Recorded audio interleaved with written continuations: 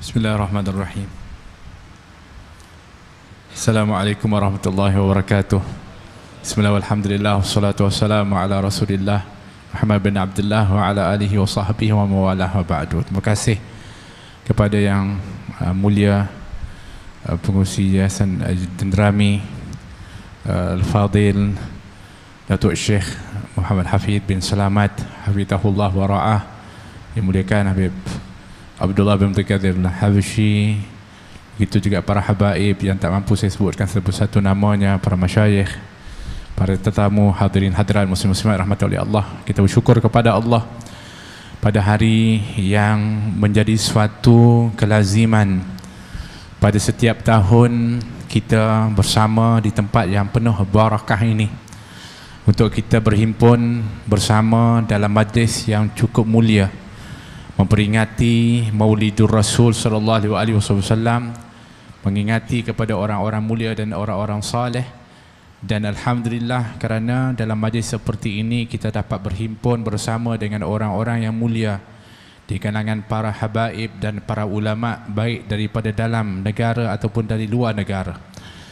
Perhimpunan seumpama ini adalah sangat penting, khusus di zaman ketika mana hati manusia sudah mula cenderung dan tertarik kepada pengaruh-pengaruh ikon dan idola-idola yang dicipta pada saat ini, untuk mereka mengenal, mengetahui, mendampingi serta mengikuti kepada kehidupan dan cara orang-orang yang mereka minati dan yang mereka bersama pada setiap waktu, baik itu bersama secara fizikal maupun berdamping secara maya di dalam media-media sosial. Hadirin rahmati Allah Subhanahu wa taala, alangkah beruntungnya orang-orang yang ketika mana mereka dipilih untuk duduk di tempat curahan rahmat Allah Subhanahu wa taala, yang diisi di dalam majlis itu zikrullah,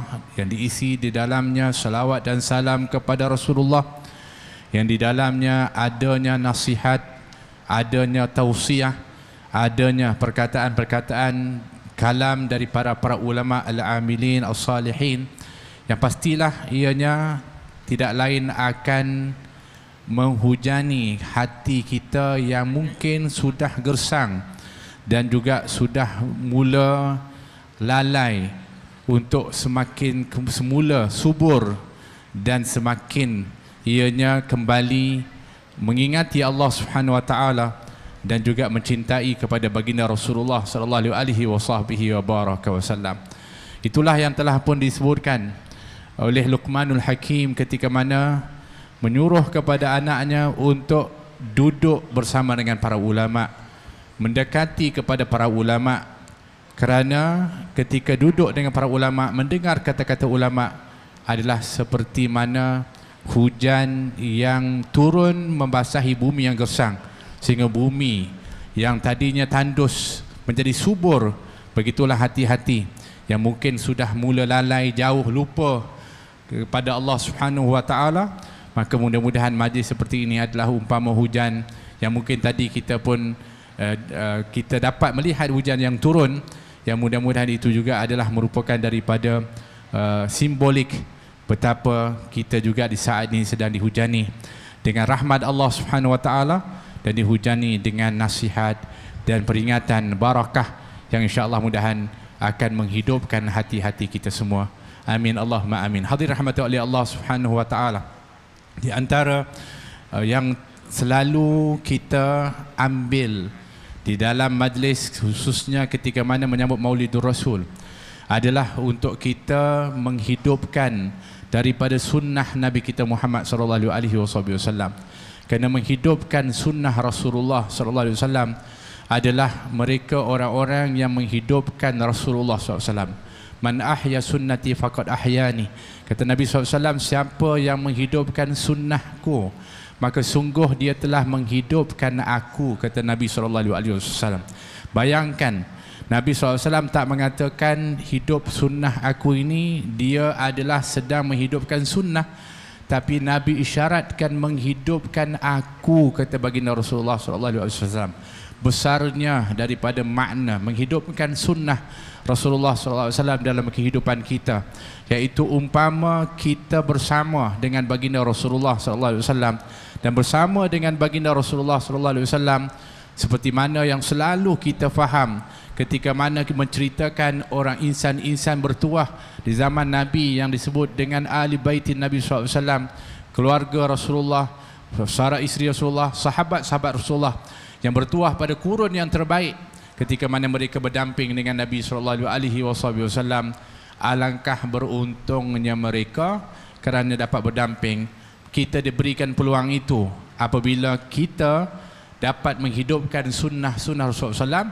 Kerana itulah yang Nabi sebutkan, orang yang menghidupkan sunnah aku seumpama menghidupkan aku, telah menghidupkan aku, dan barang siapa yang menghidupkan aku, maka dia akan bersama dengan aku nanti di syurga, kata baginda Rasulullah SAW. Mudah-mudahan perhimpunan kita ini adalah merupakan makna daripada kita menghidupkan kembali baginda Rasulullah SAW dengan makna menghidupkan bersamakan diri kita dengan baginda Rasulullah SAW dalam kita mengingati, mencintai, mengagungkan, memuliakan dan itibak serta menghidupkan sunnah Rasulullah SAW.